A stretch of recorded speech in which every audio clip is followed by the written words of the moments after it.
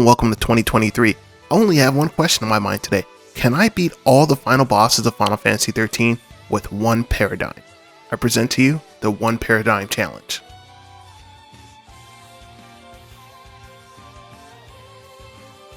Okay, so the Final Fantasy series is no stranger to challenges and, kind of user-imposed restrictions, whether it be level caps or sphere grids and stuff like that. That's all fine, and speedrunning is pretty cool as well. I do generally watch a lot of speedruns. So when it comes to Final Fantasy 13, there aren't an abundance of really just user-imposed challenges outside of actual mods to the game that make it a bit more difficult. So my goal was to implement a challenge that anybody can do. You don't need any mods or anything like that. And what came to me was using one paradigm. So let's go over some rules and stipulations for the challenge. Number one, obviously you have to stick to the one paradigm. Whatever paradigm that you use, you have to rock with it for the all three bosses. Number two, you have to do it straight through. If you lose on any of the bosses, you have to start again from the beginning. Number three, you do have access to any items except elixirs. Elixirs I counted out because they restore your TP, and TP is very valuable here because you have locked paradigms. So whether it be healing or staggering or something like that, you have 5 TP, and you really have to use it as efficiently as possible.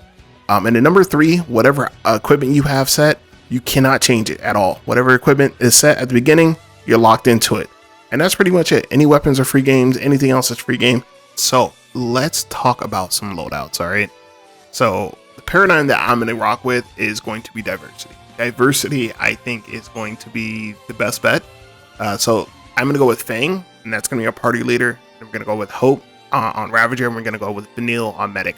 Now, a couple of things. They do all have their ultimate weapons, Crystarium's maxed out, all that good jazz. Fang does, I'll show you the equipment and everything like that. The reason I'm going with this is because I think that having the best of each class in this situation is better than having hybrids. The only exception here is Vanille, because she does not have the healing wand. She has the Belladonna wand because of farming and stuff like that. So she's not going to be as optimal healer as possible. And then equipment, let's take a look. So I have things pretty much as raw buffs. The only exception is I have Cherub's Crown on Fang, just because if she dies as our party leader, it's obviously over. I don't want to restart this all over again. So Cherub's Crown, and then we have Hope.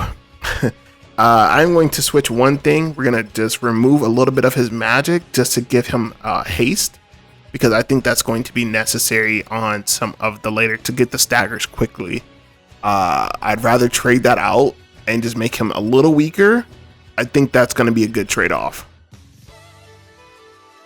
Okay, so sprint shoes, and then we'll just give her raw magic.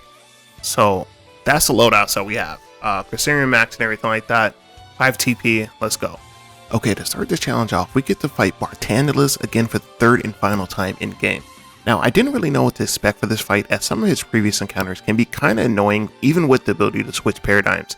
But that anxiety was quickly proven to be misplaced. This is pretty much a cakewalk, even at lower levels. Just patiently wait for this man to get staggered, and this is a breeze. 3 staggers and he was finito. This is definitely the easiest part of this challenge. Now, moving on to the big one, Orphan Phase 1.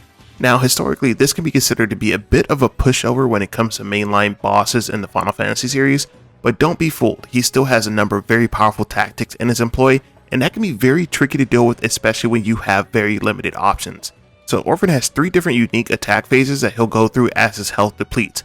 From the beginning of the fight until he loses around 20 to 30% of his life, his most damaging attack is going to be Merciless Judgment, which will always deal 99% of your current HP threshold, and to make things even worse, anytime he comes out of stagger, he will always use this attack.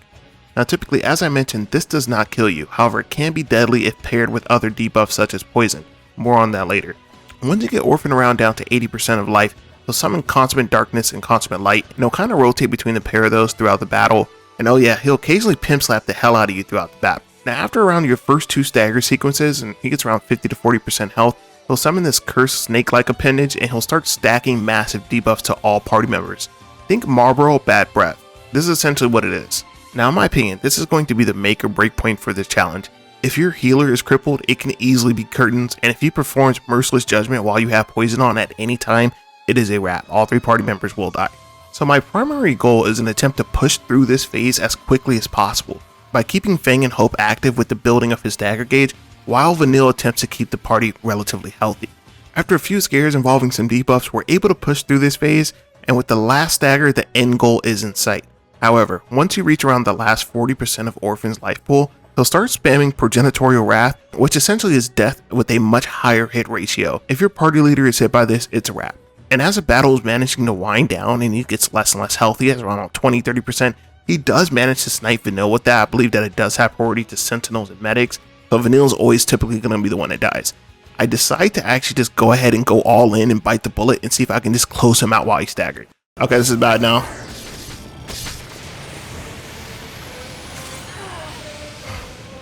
Gonna do high wind and see if we can take him out.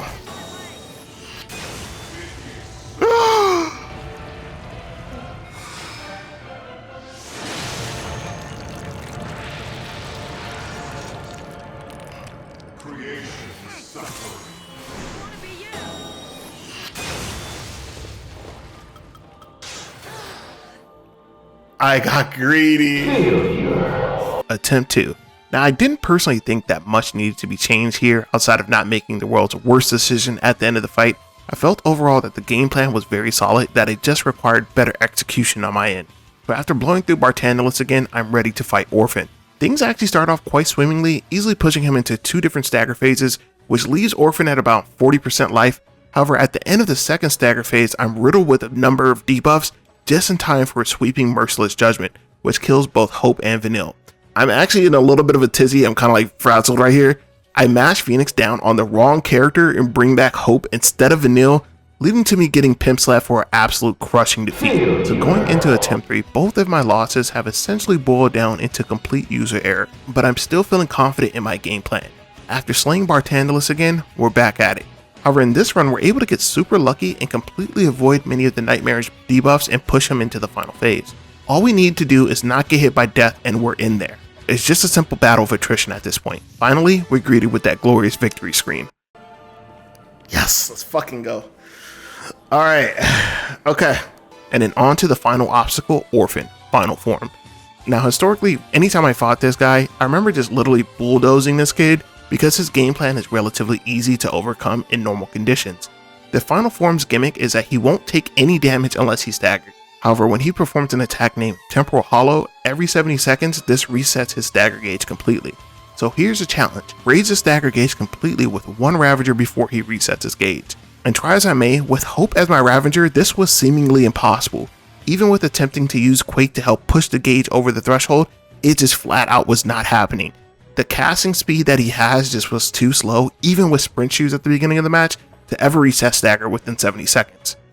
If I knew when he was gonna do it, I could use Stopka. But then I would just be sitting there spamming Stopka. The fuck is he talking about? And you know someone is in the process of losing hope when they just start saying stuff like that. So with time running down, I take a moment to start experimenting with some of the summons to see if they can assist in any meaningful manner and what they can do to help raise the stagger gauge. They do end up doing some damage to Orphan, but there really isn't anything there.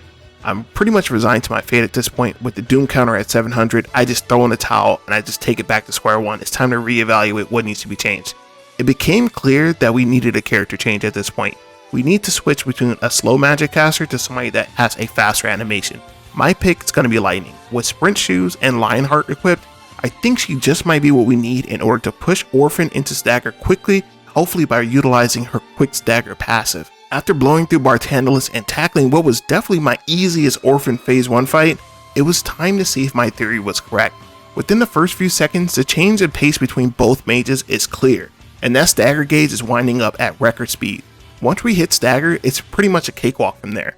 With Fang constantly keeping Orphan launched, he was unable to perform Temporal Hollow, and victory was assured. So to answer the question, can Final Fantasy 13's final bosses be beaten with one paradigm? Is a yes. A resounding yes.